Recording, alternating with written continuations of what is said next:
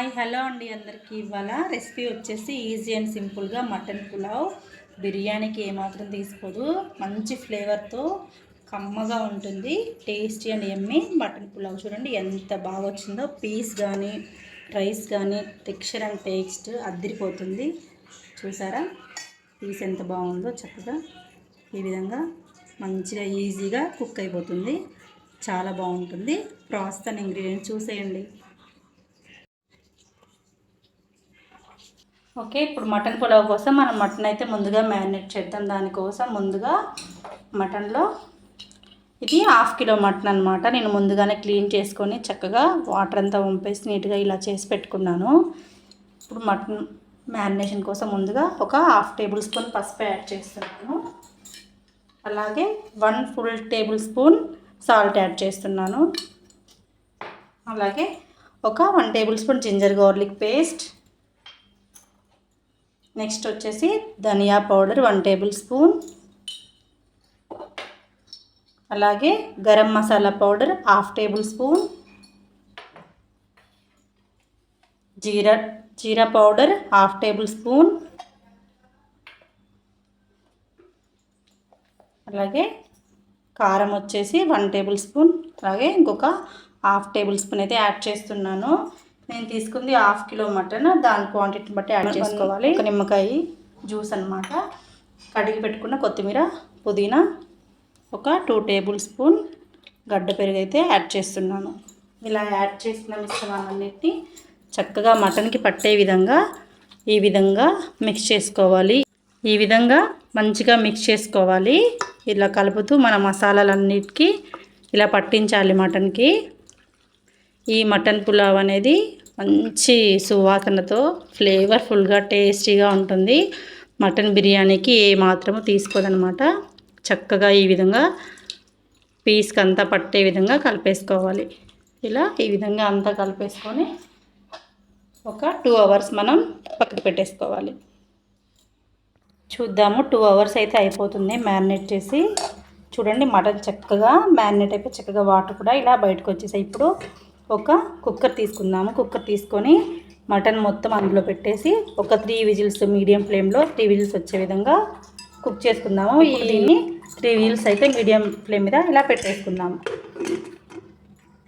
Mutton 3 whistles అయితే complete అయిపోయింది. ఇప్పుడు మనం మటన్ పులావ్ అయితే ప్రిపేర్ చేసుకుందాము. నేను ముందుగానే 1/2 అవర్ ముందు బాస్మతి రైస్ని ఈ విధంగా కడిగి నానపెట్టేసుకున్నాను. 1 కప్కి 1.5 కప్ వాటర్ అయితే తీసుకున్నాను.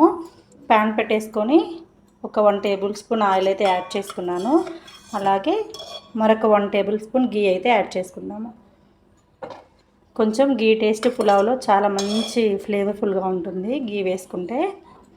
తర్వాత ఆయిల్ కొంచెం హీట్ అయిపోయాక మన దినుసులు బిర్యానీ స్పైస్ అంటారు కదా, అవి యాడ్ చేసుకున్నాము. వాటిని మంచిగా వేయించుకోవాలి. అప్పుడే ఫ్లేవర్ చాలా బాగుంటుంది. బిర్యానీ లీవ్స్ కూడా యాడ్ చేద్దాము. యాడ్ చేసి మంచిగా ఫ్రై చేసుకుందాం. ఓకే, ఇప్పుడు పొడుగుగా కట్ చేసుకున్న ఆనియన్స్ మిక్సీ యాడ్ చేసుకొని ఆనియన్స్ని చక్కగా బ్రౌన్ కలర్ వచ్చేంత వరకు ఫ్రై చేసుకుందాం. ఆనియన్స్ చక్కగా ఫ్రై అయిపోయాయి. ఇప్పుడు నేను పుదీనా యాడ్ చేస్తున్నాను.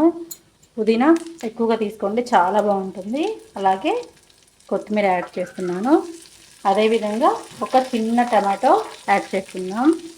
యాడ్ చేసుకొని మంచిగా ఫ్రై చేసుకుందాం. వీటన్నిటిని చక్కగా ఈ విధంగా ఫ్రై చేసుకుందాం. మంచిగా మసాలా చక్కగా ఫ్రై అవుతుంది కదా, ఈ టైంలోనే మనం ముందుగానే బాయిల్ చేసి పెట్టుకున్న మటన్ అయితే యాడ్ చేసుకున్నాము. మటన్ అనేది మనము ఒక 50% మాత్రమే కుక్ చేసుకోవాలి. ఎందుకైతే మనం పులావ్ చేస్తున్నాం కాబట్టి మరో 50% ఈ విధంగా కుక్ అవుతుందన్నమాట.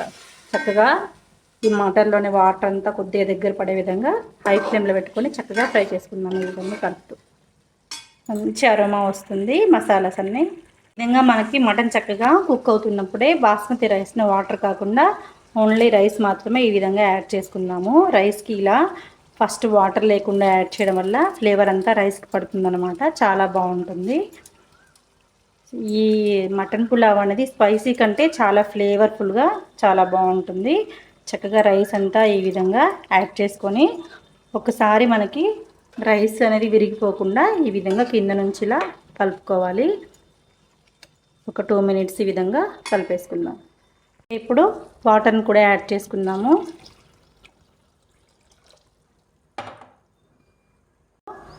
ఒక హాఫ్ టేబుల్ స్పూన్ యాడ్ చేసుకుందాము. యాడ్ చేసుకొని ఒకసారి ఈ విధంగా మంచిగా సాల్ట్ అంతా మిక్స్ అయ్యే విధంగా ఈ విధంగా కలిపేసుకుందాము. మంచి ఫ్లేవర్గా ఉంటుంది ఈ మటన్ పులావు. ఇప్పుడు మూత పెట్టేసి చక్కగా కుక్ చేసుకుందాం.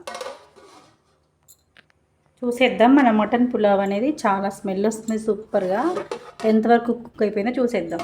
చూడండి పర్ఫెక్ట్గా అయింది మనకి. రైస్ కానీ చూడండి, రైస్ ఇలా పొడి పొడిలాడుతూ వచ్చింది. పీస్ కూడా ఎంతవరకు అంతవరకు పర్ఫెక్ట్గా కుక్ అయిపోయిందండి.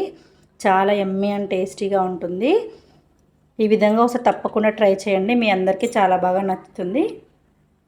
బిర్యానీకి ఏమాత్రం తీసుకోకుండా ఉంటుంది, చాలా టేస్టీగా ఉంటుంది. అందులోనూ సమ్మర్ కదా, ఈ విధంగా కొంచెం స్పైస్ అని తక్కువగా యాడ్ చేసి చేసుకోవడం వల్ల పిల్లలు పెద్దలందరూ చాలా ఇష్టంగా తింటారు. రెసిపీ నచ్చినట్లయితే లైక్ చేయండి, షేర్ చేయండి, సబ్స్క్రైబ్ చేయండి మన ఛానల్కి మర్చిపోకుండా. Thank you for watching.